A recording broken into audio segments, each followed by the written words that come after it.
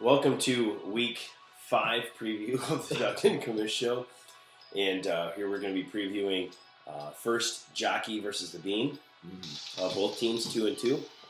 And we got Jockey has Matt Schaub going against the Giants. He's a good matchup. Bean has Andre Johnson. If Andre Johnson is healthy, how much do you think they cancel each other out? Maybe a touch, but Andre Johnson's got to get back for the Beans. He's got to get back. This team is built on wide receivers. Andre Johnson is the best receiver in football. He's got to get back, whether it cancels him out or not. He's got to have him. Okay. Bradshaw is going for him as well against the Giants. Against the Houston Texans. Bradshaw's been doing pretty well. He's a great number one, actually. I mean, you didn't really think that the body was fit to be a number one receiver with his stature and muscles and all that stuff. He's going to be all right. I like the Bradshaw. He's got Benson as a decent matchup, but how worried are you that Tolbert's going to cut into Matthews' playing time? And would you play Tolbert if your Jockey's here? I am personally worried because I have Matthews. Yes. But as far as the Jockey's concerned, I wouldn't play Tolbert for anything. Okay. You just don't know if Matthews is healthy. They might just use him as a shorter yardage back as it was designed to be. I wouldn't play Tolbert for anything. It looks like he's set with Benson and Bradshaw. Do you believe in Mark Clayton from St. Louis for the Jockeys? I'm a believer. Really? I'm a believer. I think it was one of the best preseason trades, like training camp trades. St. Louis is using him. He's getting targets up the yin-yang. Yeah, no kidding. He's, Bradford's little security blanket, and I'm buying him.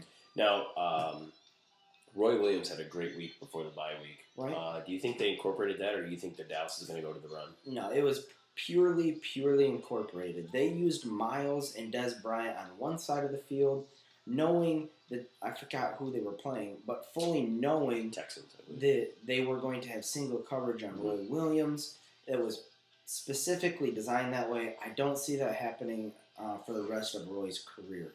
All right.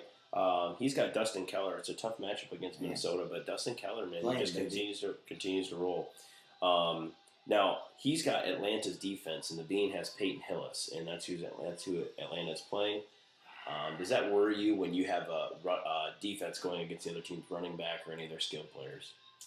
No, I mean, it doesn't. I mean, there's some head games that can be played there, and some, I can, block you, if you will. But you just got to play who your guys are and see what happens. Hillis is a go. Falcons are a go. There's more to it than just the running back. You still have Delhomme and Wallace and Joe Blow as their QBs. Stick with the Falcons. Stick with Hillis. Let's get it on. Okay, he has Greg Jennings against Washington. The Bean does, and he also has Malcolm Floyd against Oakland. I think both okay matchups, nothing like really special. Oakland's probably the tougher of the two. I tell you what, I'm taking the Beans in this matchup because if the Beans don't win this game, this whole wide receiver thing is going to get thrown right out the window. The Beans could be in deep, deep trouble, especially being in the Shula division, chasing a 5-0 show.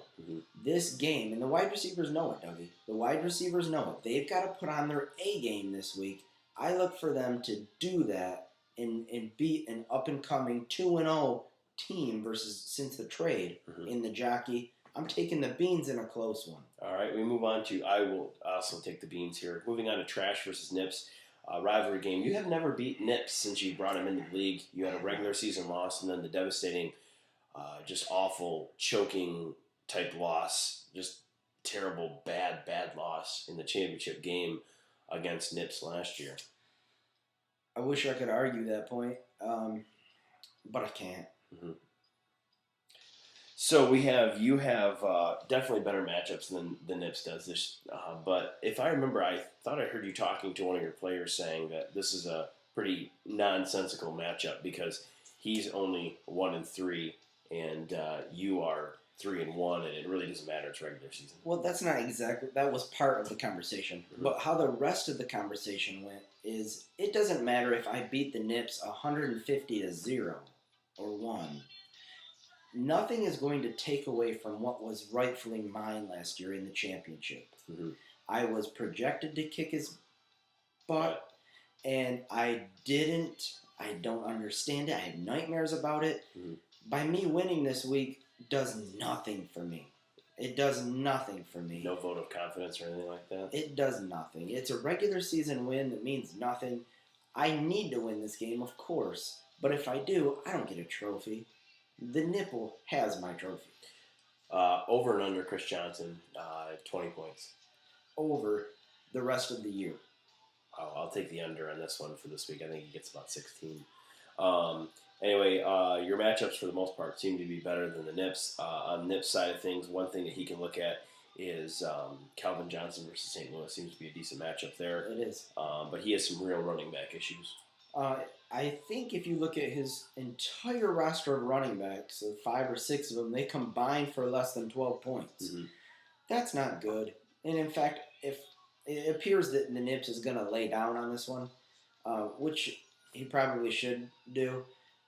His best player is not playing this week in the Steeler defense. Mm-hmm. He's got not great matchups, and he doesn't have a running back. Yeah. So there's not a whole lot he can really do here. Fill out the roster, see what happens. I don't even know if I would make a waiver claim to pick up a defense. All right. In the game of the week, Soldier, the 3-1 Soldier versus Sass. Soldier goes into the cave, tries to go after the Sass, sees what he can do. But the Soldier has some quarterback questions. He's got Brett Favre against the Jets. He's had a week to prepare. He's got Orton against Dallas, who's had a week to prepare for Baltimore.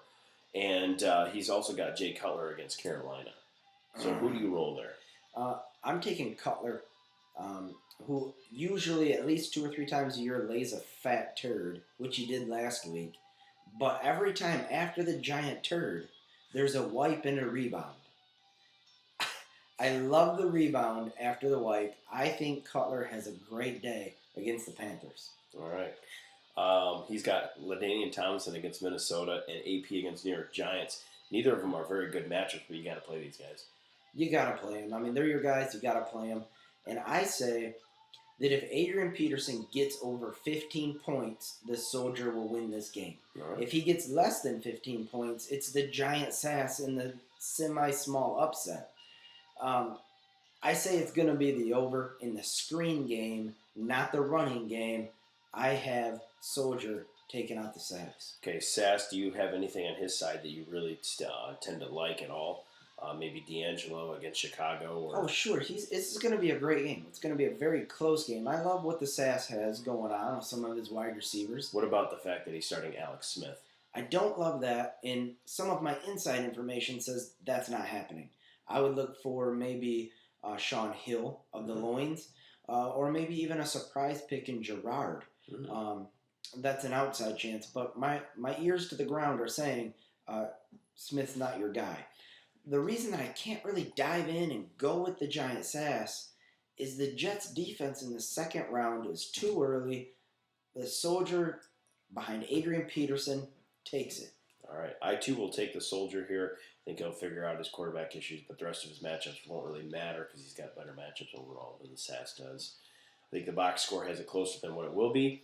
Soldier will walk away with the victory here. That pretty much concludes our Week 5 preview. A couple Twitter questions about the trade. Any quick analysis on the Marshawn Lynch trade? The Marshawn Lynch trade was a necessary move. Most people had it going to the Packers, ended up going to Seattle.